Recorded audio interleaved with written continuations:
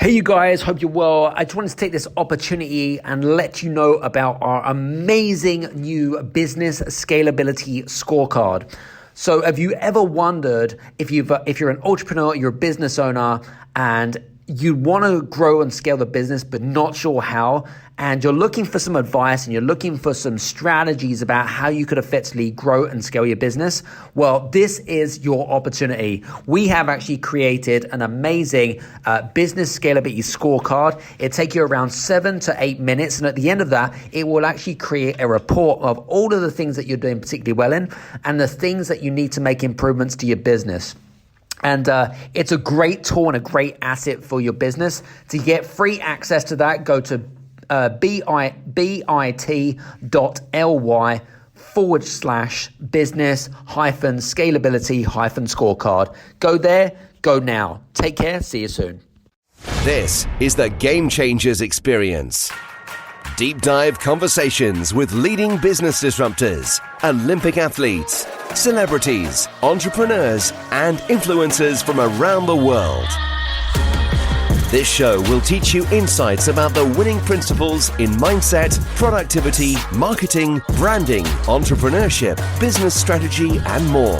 Hosted by Productivity Authority, business strategist, former elite athlete, author, and public speaker, Adam Strong. Hello, everybody, and welcome to the Game Changers Experience with myself, Adam Strong. And I'm here on the show with a good friend of mine. Her name is Polina Groman, and Polina and myself actually met on Clubhouse, okay? Now, I always rave about Clubhouse all the time, but if you don't know who Polina is, let me give you a little bit of a snapshot about who she is. Well, first of all, she's a global award-winning, high-performance conscious coach as such.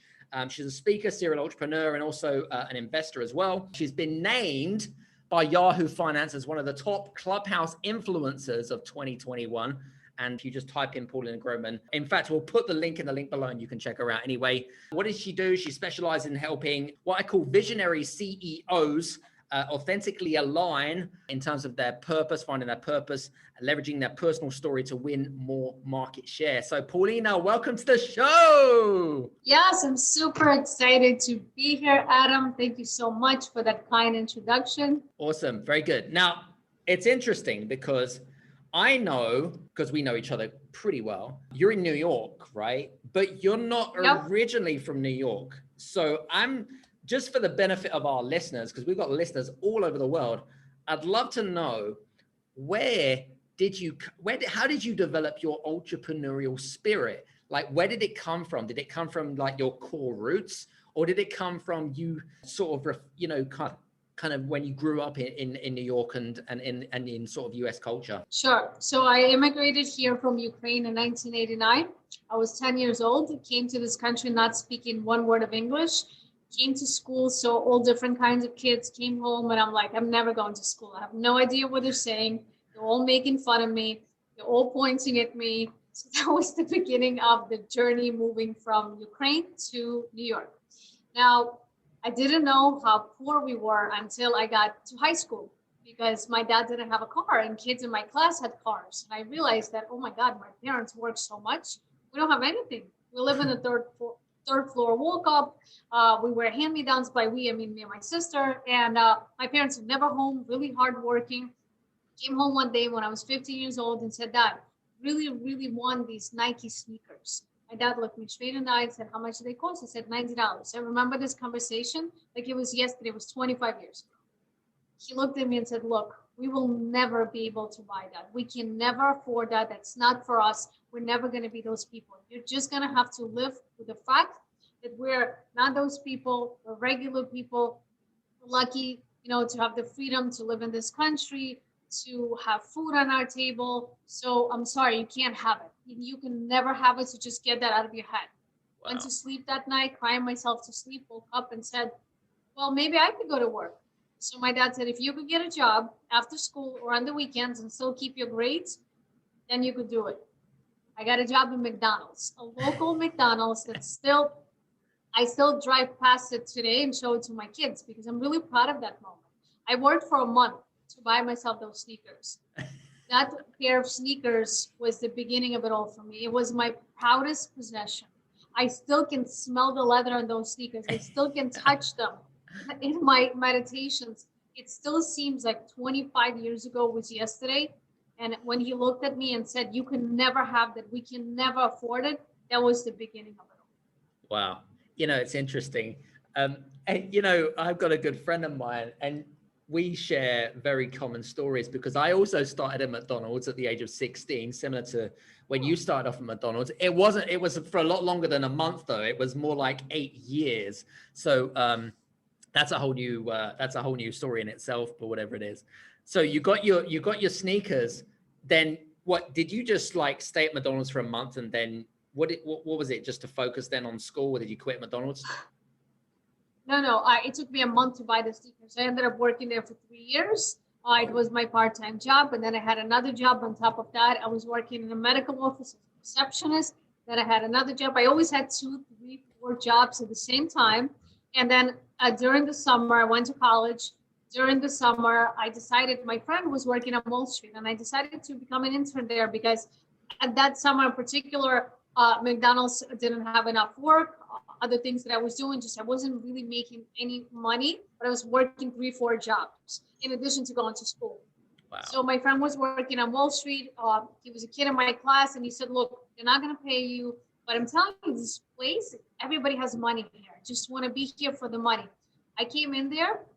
I stayed there for 2 weeks, and I said, I'm dropping out of college. I'm going to work here full time. I'm going to work 50, 60, 70 hours. I don't care how long I have to work, because I don't understand how come no one knows about this place. Everybody here is rich. And I came home, told my parents I'm dropping out of school, and they said, "You cannot do this. This is the American dream. We brought you here for the education. You can't. If you decide to do this, you need to leave home." That summer, I made more money as an intern than both of my parents. And that's when I made a final commitment to drop out of school and got my own place. And the journey really begun there. That it wasn't as easy as I thought it would be. I couldn't go back home with the tail between my legs, right? So I needed to make it work against all odds, against all naysayers, against all family members that told me I was going to miserably fail. And I was the only girl at that time in my company that wasn't an administrative assistant. I was a stockbroker. Everybody that sat next to me was a boy. And typically the boys that got hired in my company were from alumni from college, and I didn't graduate college. So I had to work a lot harder to prove that I even belonged there, even though I passed my test, even though I was licensed, even though financially I was doing better than 70% of the boys working with me in my group. But I still had to work a lot harder. People would make jokes. They would insinuate that the boss liked me, that I got the job because I'm pretty, or maybe I'm dating someone. It was always that kind of, an environment. But that's when it all started. And that's when I realized that I have the ability to do this, to really say, against all odds, it doesn't make sense. My family is not for me. No one's rooting for me. None of my friends thought this was a good idea. It was, the world was against me. It was just me believing in me blindly, just going and trusting myself. So that was the beginning of the entrepreneurial journey. Did it ever come across, like, in your mind about the whole kind of, one thing that I really kind of picked up from that conversation is that you're a grinder, right? You grind. You know what I mean by that. I used to be until I went through an illness. We'll talk about that actually, because that's one of our questions.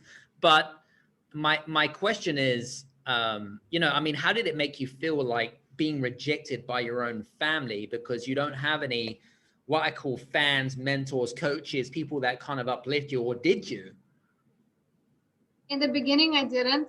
I felt very, very lonely. And it was, the success didn't mean anything. It's like as soon as I would make the money, it would be gone. And I wouldn't understand why, because I was working so hard. My fear was that if I would stop, then it would all stop. It would be like a Cinderella story, and I would go back to living in that walk-up wearing the hand-me-downs instead of buying myself Chanel, right? So I hired a mentor, and it was one of the best decisions that I ever made. My early 20s. It was much more than I could have afforded. It made no sense. but this person was like a parent figure to me in business. This person coached me mentally to become more resilient. And Mm, also because I worked around men, he coached me how to set up boundaries so men would respect me, as opposed to look at me as a woman and try to, be borderline, sexual or borderline too right. friendly. So having a mentor early on was one of the greatest investments that I ever made, because I believe that if I didn't, things would have been much, much harder than they Mm. were. Interesting. Really, really interesting, that is. What was it like working in what I call the man's world? Because Wall Street effectively, when I think of Wall Street, I think of, egotistical, testosterone environment, fast pace, I suppose the Wolf of Wall Street type of, environment. Is that what it was like? I mean, how did you fit into that environment? I just couldn't see you doing that. That's crazy. The movies doesn't do it justice. That's all I'm gonna say. It was I'm all sure. that and a lot more, and a lot more. When I was in it already for a couple of years, Hmm. it wasn't my environment, but I couldn't leave. I put everything in the line. Literally, family, friendships, school. So I Right. couldn't leave. But I knew that I wanted to be an entrepreneur. So I bought myself an apartment when I was 21 years old. I was a homeowner, and I knew that the money that I was making, I wasn't interested in traveling so much. I definitely wasn't interested in having a family in my early 20s. So the money that I was making, I knew I wanted to put it somewhere, and I wanted to invest it in myself. And that's essentially where the journey started evolving from Wall Street to the entrepreneurial. Interesting. Really interesting. I love getting into this. So, okay. So, all right. So, stockbroker, because that's essentially what you were, right? A Wall Street stockbroker, and you wanted Yeah. to become an entrepreneur, right? So, tell me, what was the fascination there? What was the reason behind wanting to become an entrepreneur? Where did that kind of flavor come from? I understood from selling the dream of investing in other people's companies, because that's what stockbrokers do, right? Right. Wanted the dream to be myself. I Mhm. didn't know how to create the dream. I had no infrastructure for the dream, but I saw companies that would go from 0 to 7, 8 figures in short as 2, 3 years, where I would be putting in immense amount of hours. Yes, for my age, I was making really good money, but the amount of work that I was putting in to promote, essentially what you're doing as a stockbroker is you're promoting other people's companies. I Right. wanted to promote my own company, but in the beginning, because I didn't know how to get started, I became a partner in my friend's company, but financial services company, because it was very much in alignment with what I was doing before. So Nice. the transition wasn't hard, but the hard part was the backstabbing that came in that partnership, Mhm. the unevenness of responsibilities, my inexperience, and being too gullible and too trustworthy, and then allowing myself to have the pity party for too long, right? So when I fell off the horse, instead of getting right back up, I fired my mentor. I blamed him. I got rid of certain people because I felt that they were against me. I was in this ego state of, the world is really against me now. I need to turn into a warrior and fight for what's mine. And that wasn't a fun time in my life. It was very lonely from a different perspective, because I still didn't have a relationship with my family. I mean, I spoke to them, but we were never close after I moved out. So I felt very like I don't have the support of my family. I don't have my mentor anymore. My friends that were women were all looking for a man that was rich so they could marry that man. I had no motivation whatsoever to get married, probably until I was 27, 28 years old. So in my early 20s, it just wasn't part of the equation. I wasn't sure if I wanted to have kids, because I felt that until I figure everything out, I don't want my kids to struggle the way that I did. I don't want to just birth kids just to put a check mark. That put another layer of a strain on my family relationship, because all the women in my family essentially felt, in the Russian culture, you get married when you're 21 years old. By the age of 23, you're basically of old goods. So when I turned 25 and I wasn't married, and now I wasn't working on Wall Street, and I had a failed venture under my belt, it was like the world was just carving in, right? And it was difficult. lonely time, but I wouldn't have traded it now looking back at it, because it was one of the first really hard times, and there was many, many others. But it sort of gave me the foundation that I knew, okay, I didn't disappear, I didn't die, even though these things happen. I made it. So I know how to make money, but I don't know how to work with people. So I just now need to get a mentor to teach me how to do that.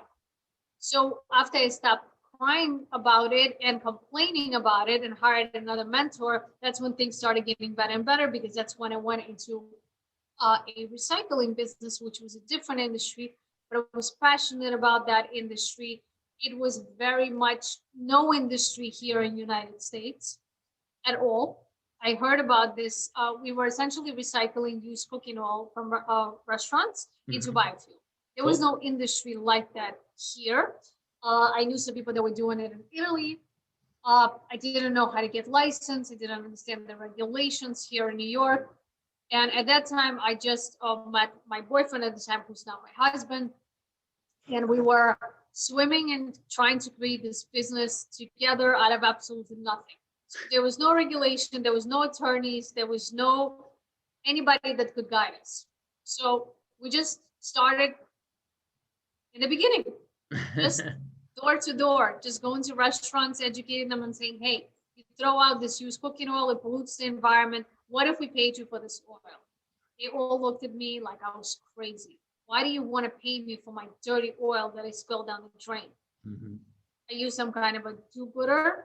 Do you have so much money that you just want to pay for this? I said, no, because this oil is a commodity to me. They didn't understand it, but they said, fine, if you're willing to pay for it, because right now, as it was, they would pay the garbage man to take it away, or even to spill it down the drain and give them the receipt that they took it away. Right. So what I was doing is I was giving them the equipment where they could pour it in, and I would come and empty that barrel. Not me, but we purchased a truck. We got a driver, and our business was one truck, one driver, and my husband and I going door to door to do sales.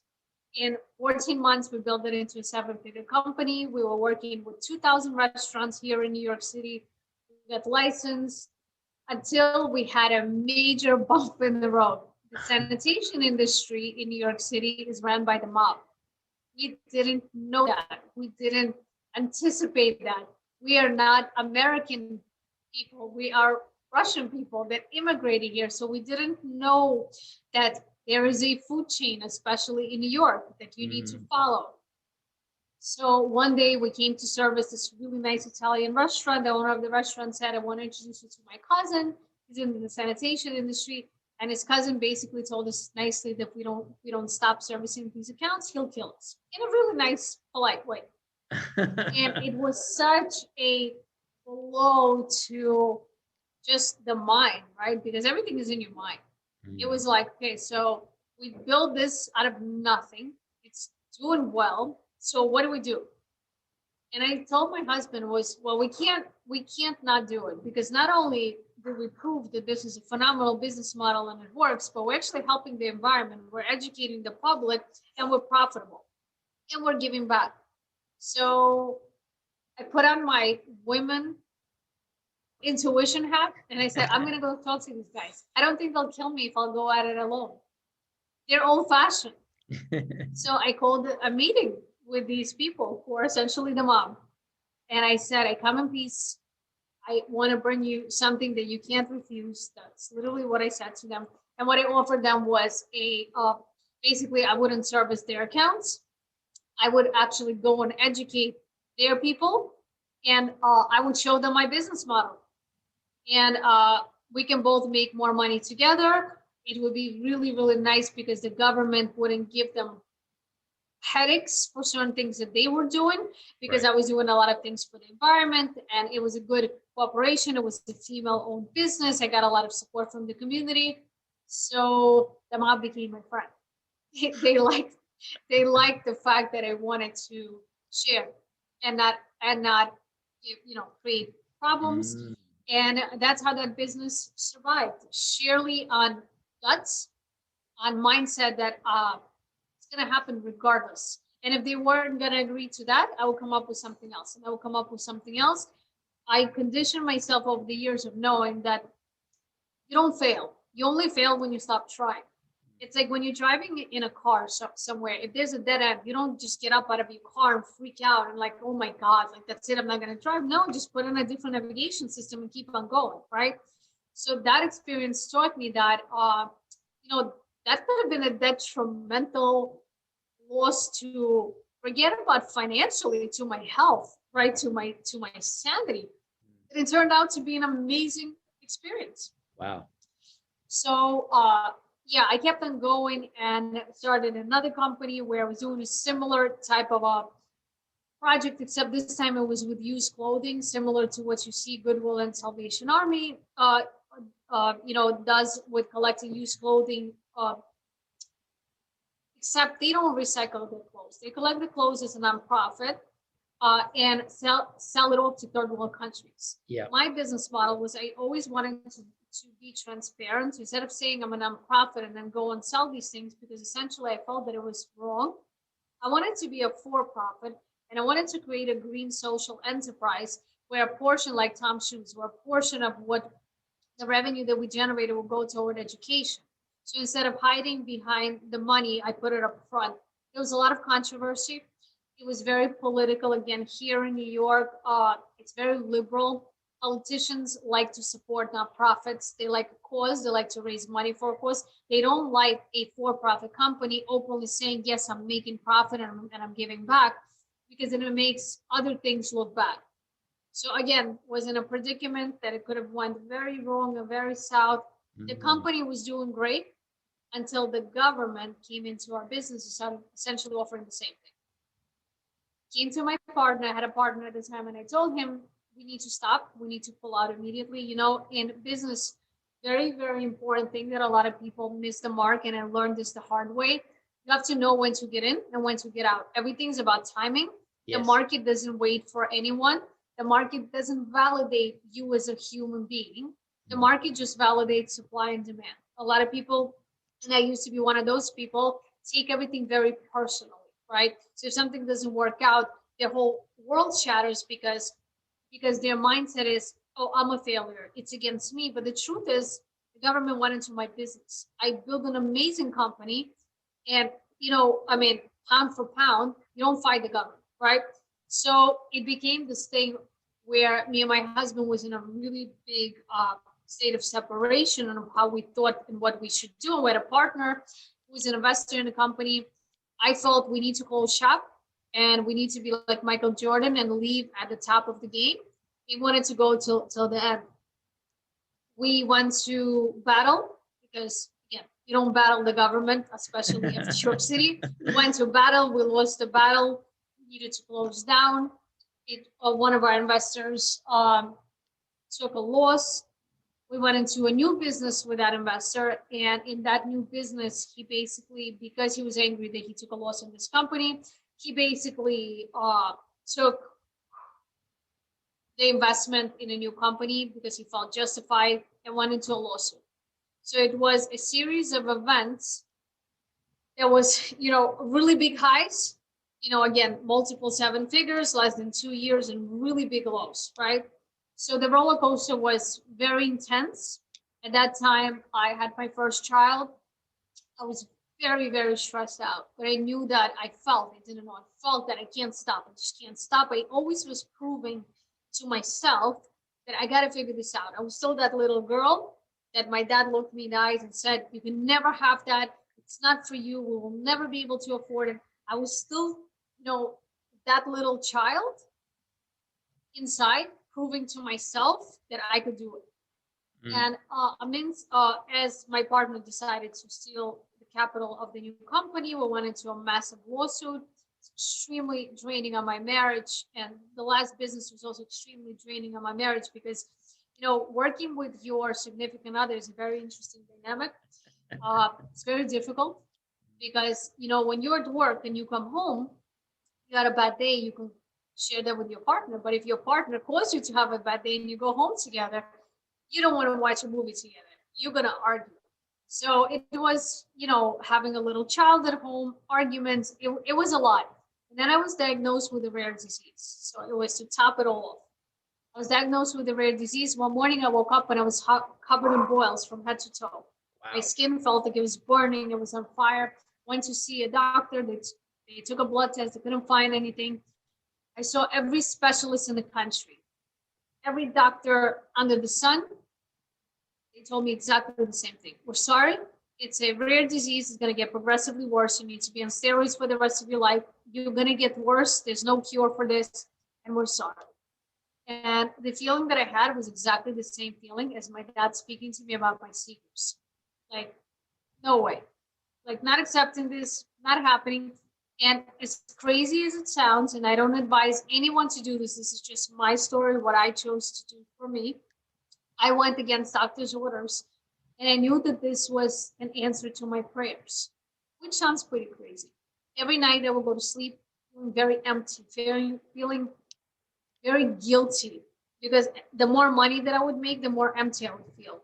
The more I would feel that I don't know what I'm doing all this for. I don't care about all these trinkets. Yes, I like the freedom.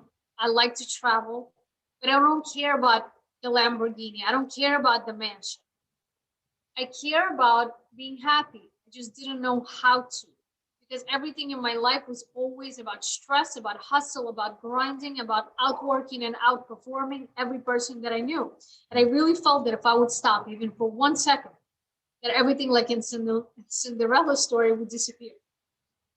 This illness has given me the gift of slowing down. It took me 4 years to heal myself from this illness. In the interim of that time, I got certified as a holistic nutritionist. I got certified as an American drugless practitioner. I have tried every alternative medicine on myself as a guinea pig to heal myself. And what essentially healed it was diet. I've always been very healthy, so it's not like I was overweight. No, I just neglecting my body, my mind, and my spirit for the past 20 years. And through diet, through mindful meditation, through breath work, through timeouts, through getting rid of people in my life that were toxic. A lot of times people don't realize it's the food that you eat is only one component. Diet is what you watch. I don't watch TV. Diet and conditioning yourself to be strong enough to say, I'll go at something alone, and having the faith in yourself, not because you're a scared little girl, but because you really believe in yourself, is, for me, it was like winning the lotto. Because for the first time in my life, I felt empowered. I felt strength that I've never experienced before. I felt like all the testosterone that I was around all these years, that energy was finally a good thing in my life, because I learned a lot working with men. Men are very different than women. They're less emotional. They're more action taking. So I took everything that I learned from working in male-dominated, interesting industries and Wall Street, and started being a woman and infusing my intuition into things, infusing beauty into things, because I've never used anything feminine in anything that I did before. Everything was very much systems, processes. There was never any room to play. There was never any room to be creative. So when I was going through this illness, I said to myself, when I get better, it was never if, it was always a when I get better, I'm gonna find a way to help millions of people stop grinding, stop hustling, stop leaning into the systems, which are important, but they're no less important than spending time with your family, than spending time with people that really bring you joy, than putting it on your calendar to have laughter in your life on a daily basis. Because so many times we look at a business as this mountain, right?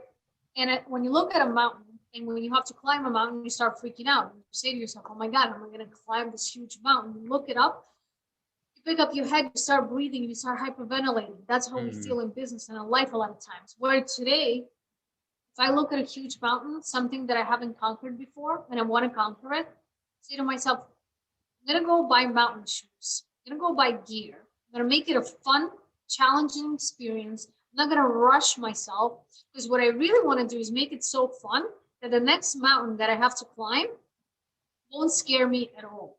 And that's how I started not only applying it to my business, but I started applying this mountain mentality to my friendships. If something felt very grandiose to me. And I felt like, oh, this person, is made $100 million last year and I didn't. I feel like an imposter. Stop doing that to myself. And I said, I'm not friends with this person because of what they achieved. And they're not friends with me of what I haven't achieved yet. I want to have authentic friendships with people that I deeply care about that have the same values. So I started asking myself, what do I value in my life? And I promised myself that I will never again allow money to direct me in my life, because anytime where money was directing me, I lost. And when I reflected back on that, I learned that money cannot lead. You have to lead.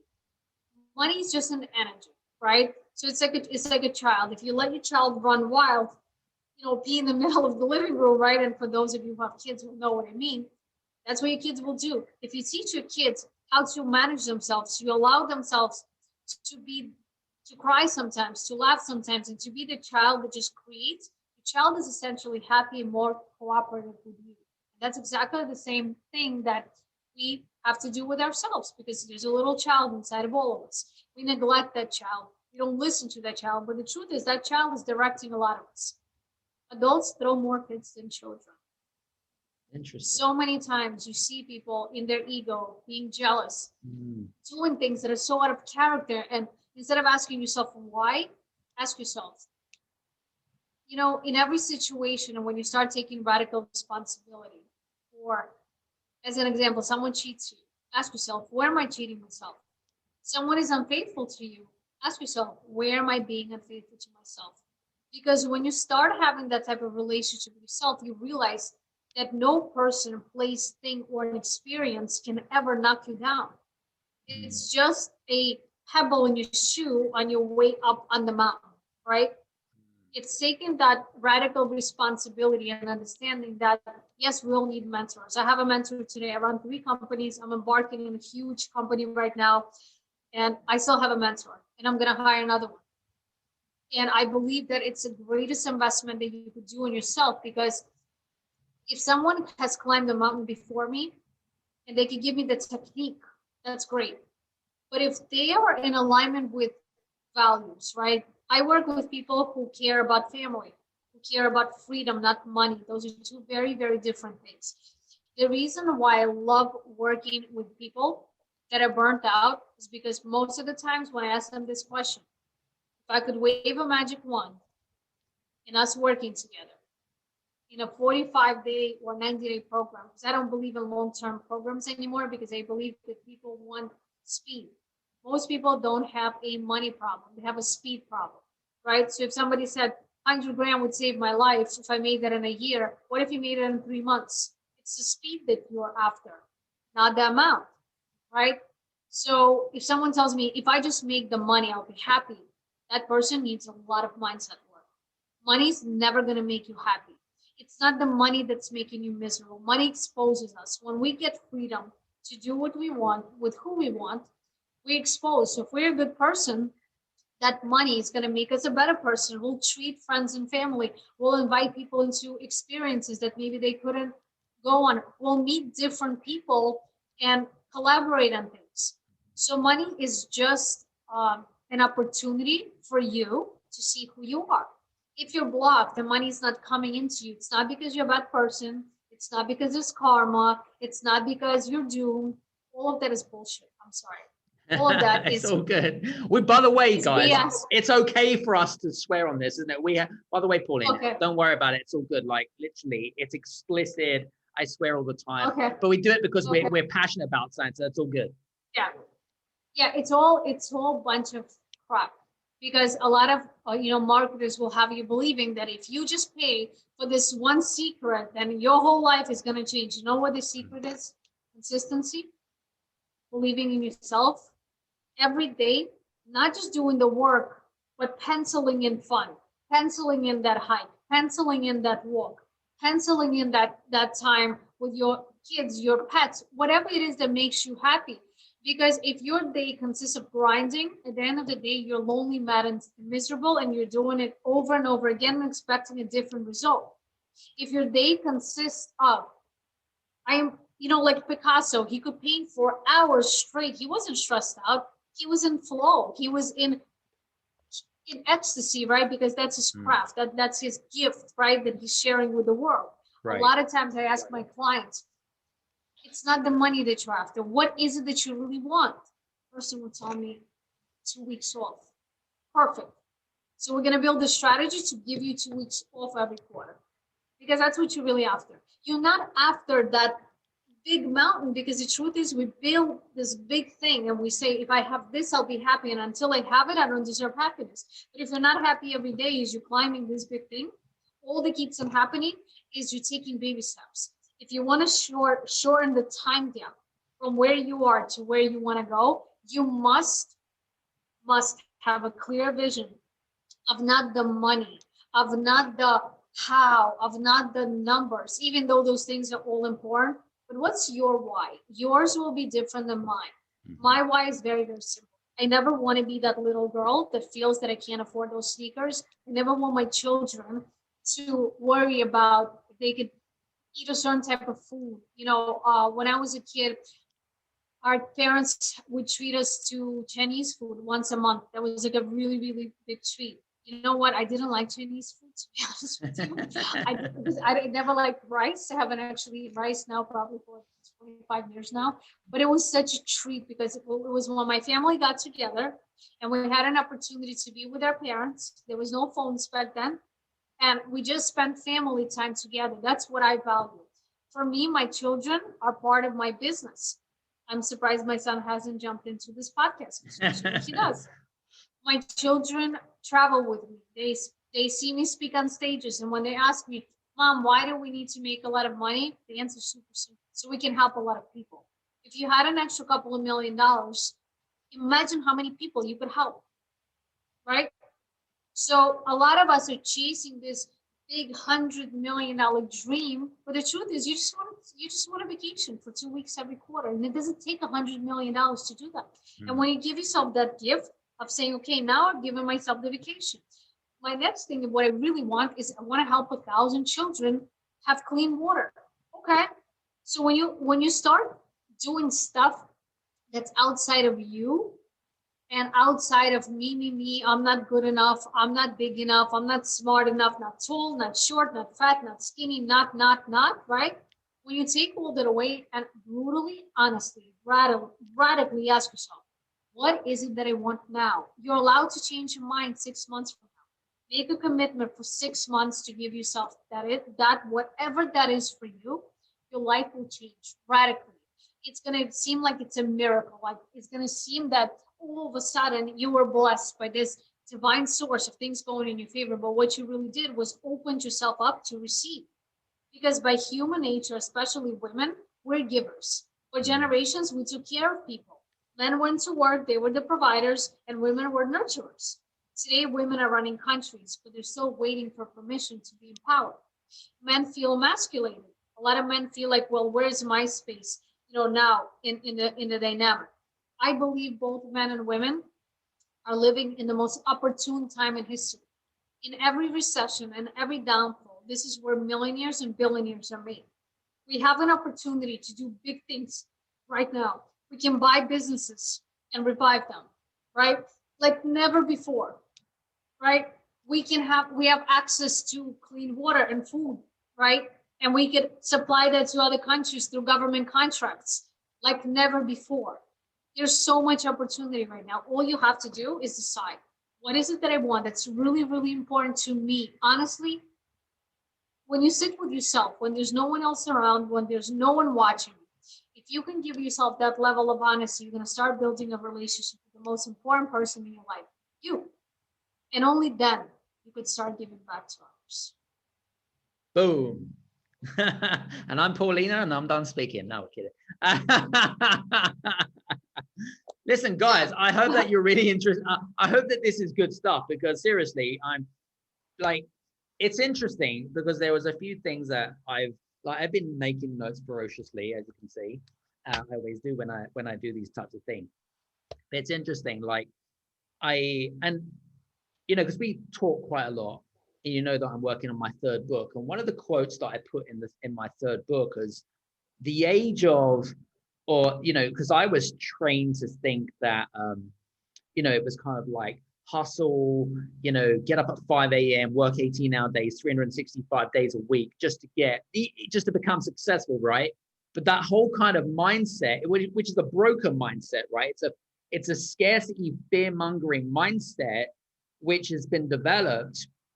And then obviously then in your case, for example, you got sick, right? You got, it was a kind of a realization, and you think, shit, like, is this what my life is going to be? And there's going to be people on this call listening to us talking, right? That's probably nodding their heads, like nodding dogs, right? Thinking, why is it that I'm doing what you guys have been doing? And you're just going to dig yourself an early grave, right? It's more than that. What you're doing is you're alienating yourself from people that you care about in the name of, I'm building this thing, or it's so important and I have to.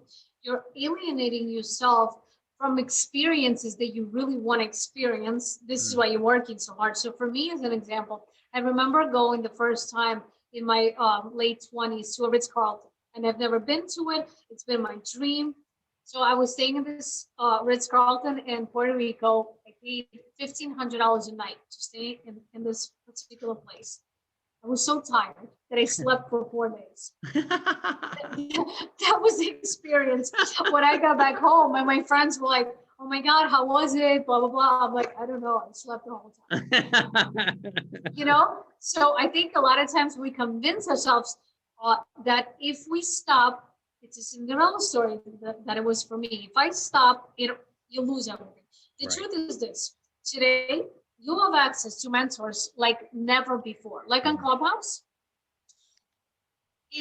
I have never seen anything like that. So yesterday, I'm on stage with Grant Cardone. He's having a debate with someone. And I tell Grant Cardone that I think he's wrong. And we get into this whole thing. And at the end of the day, he tells me, you are right. I should have never argued with a smart one. I mean, where else would that happen? And I mean, I really respect Grant, but he's still all about the hustle, the grind. Of course he is. Of course he is. Even I'm quite surprised that his wife didn't butt in for that conversation. And she was probably listening to the background.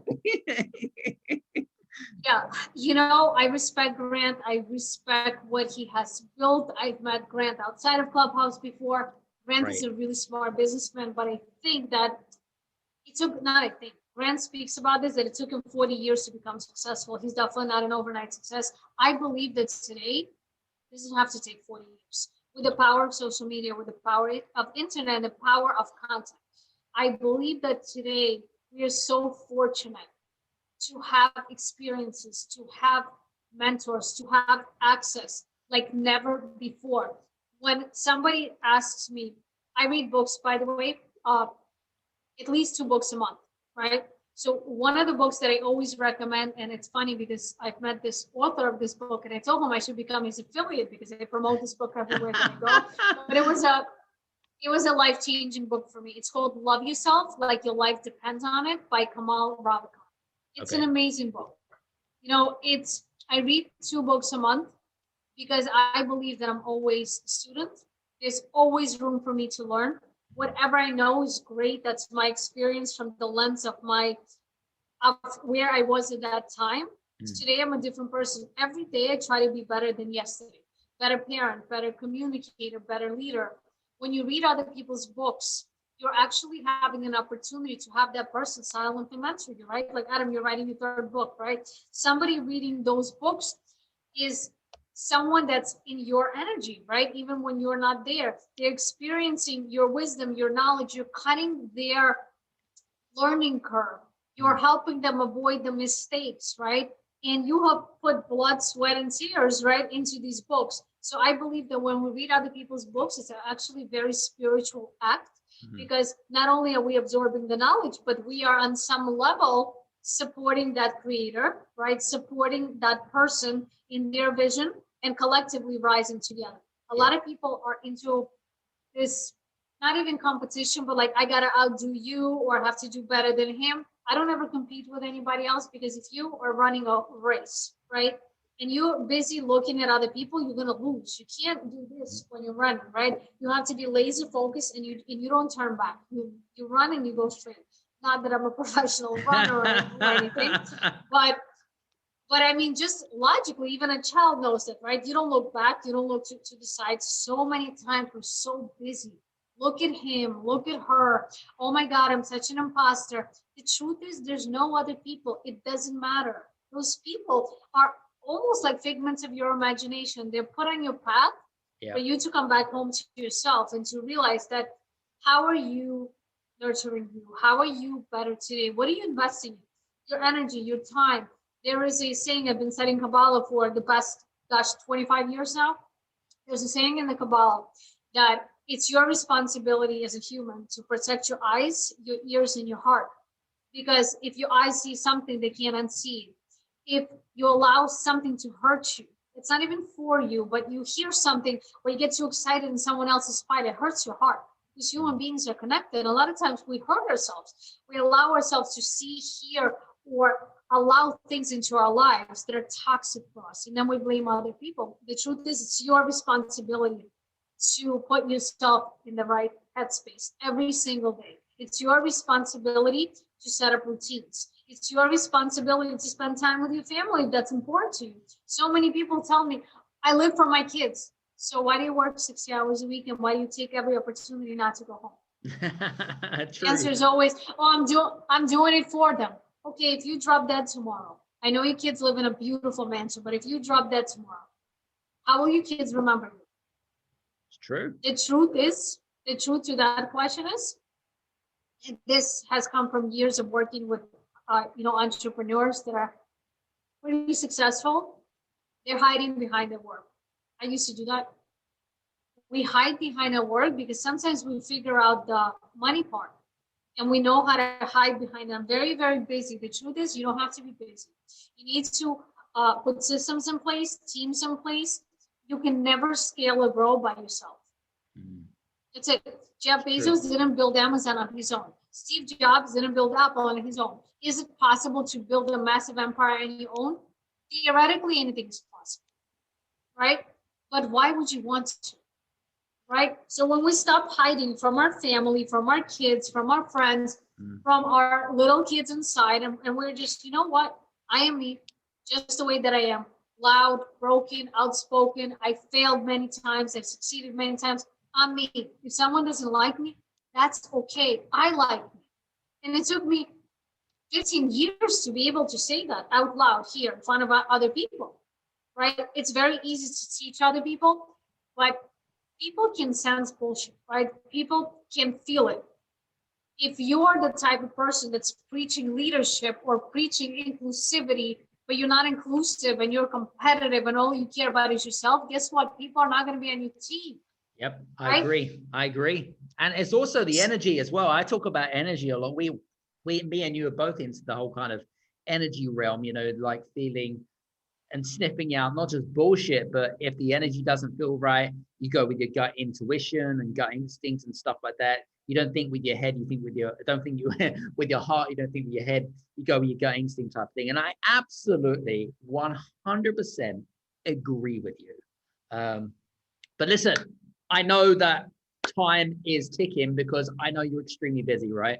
So before you go, I'd love to know sort of what you're working on right now and how potentially or possibly our audience could help you. Or what you're working on, maybe. Okay. Sure. So actually, as a result, I'm working on a bunch of things, but what I want to offer your listeners in particular is, as a result of being a Clubhouse, I noticed that a lot of people reach out to me and they can't afford to work with me. And, can't afford can be broken down into many things. A lot of people will be like, oh, you just have to invest in yourself, blah, blah, blah, blah, blah. But you know what? When there's a lot of people that are asking you for something, I pay attention. So I am actually working a new program to make it more accessible for more people to work with me. It will be a mastermind of people from different walks of life. It's not a one-on-one intimate environment. It's a community. Right? Where we meet once a week and we really collaborate, not just collaborate on Clubhouse or collaborate on some stuff. We really collaborate. We are really going to be a group of people that are elevating together. So if you're working on a book, all of us are going to be promoting your book, because in our community, that's what we want to do, right? If someone else is launching something, we're going to talk about how do we help you launch, all of us collectively. Because I've been part of a lot of masterminds. I speak at other people's masterminds. I ran my own. Masterminds are created for one reason, for access. Sometimes if you are an entrepreneur, it's not only lonely, but you feel that access is so far away that you need to hit those 7 figures or high 7 figures to spend 100K in a mastermind, 50K in a mastermind. Right. Sometimes it's out of reach and it just feels unreachable. So this community is going to be different. It's only going to be a couple of $100 a month. It's going to be really a community of people that are just uplifting each other, just elevating each other, holding each other accountable. I don't have a sales page for it. I don't have a landing page for it. It's something that's going to launch in the next 30 days. I want to leave your listeners with this thing. If you send me the word wealth to my DM, I was going to say where, because there's so many we'll put the links below, guys. Anyway, it's all good. Yeah. If you send it to my DM, the word wealth from this podcast, I will give you a discount.